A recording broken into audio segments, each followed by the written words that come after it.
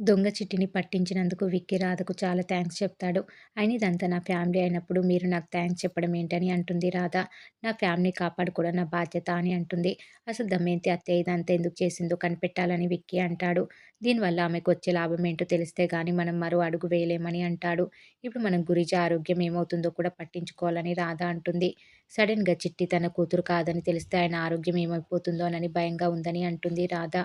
ఆయన్ను జాగ్రత్తగా చూసుకోవాల్సిన బాధ్యత కూడా నీదే రాధా అని విక్కీ అంటాడు.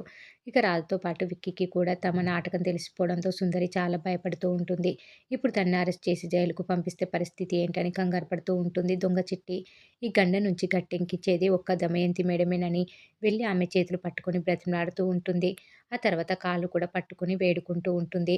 నేను ఇదంతా ఊహించే నిన్ను వెళ్ళిపోమని హెచ్చరించానని, 20,00,000 కూడా ఇస్తానన్నానని, అయినా నువ్వు ఆస్తిపై అత్యాశకు పోయి ఇక్కడి వరకు తెచ్చుకున్నావని తిడుతూ ఉంటుంది దొంగ చిట్టిని దమయంతి.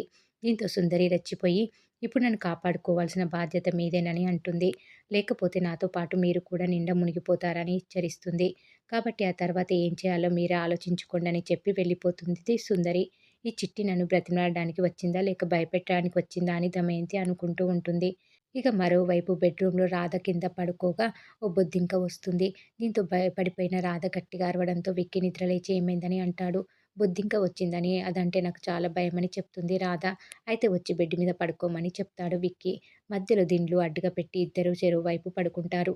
అర్ధరాత్రి విక్కీ రాధపై చెయ్యి వేయగా ఆమె మెల్లగా తీసి పక్కన పెడుతుంది. ఆ తర్వాత కాలు కూడా వేస్తాడు. ఈసారి కూడా రాధ పక్కకు జరిగి పడుకుంటుంది. అయినా సరే విక్కీ వదిలిపెట్టకుండా ఆమెను గట్టిగా పట్టుకొని చెయ్యి వేసి పడుకుంటాడు. దీంతో రాధ లేచి దిండ్లతో విక్కీని గట్టిగా కొడుతుంది.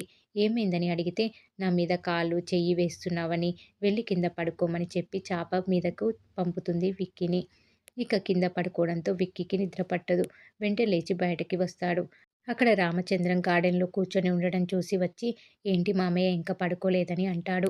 "నిద్ర పట్టడం లేదని" చెప్తాడు రామచంద్రం. ఎందుకంటే చిట్టి గురించి ఆలోచిస్తున్నానని అంటాడు. "నాకెందుకో చిట్టి వచ్చిన దగ్గర నుంచి అంత ఆనందంగా లేదని" అంటాడు రామచంద్రం. దీంతో చిట్టిపై మామయ్యకి కూడా అనుమానం వచ్చిందని, నిజం చెప్పడానికి ఇదే కరెక్ట్ సమయమని అనుకుంటాడు విక్కీ. మరి ఏం జరగబోతుంది అనేది రాబోయే ఎపిసోడ్‌లో తెలుసుకుందాం.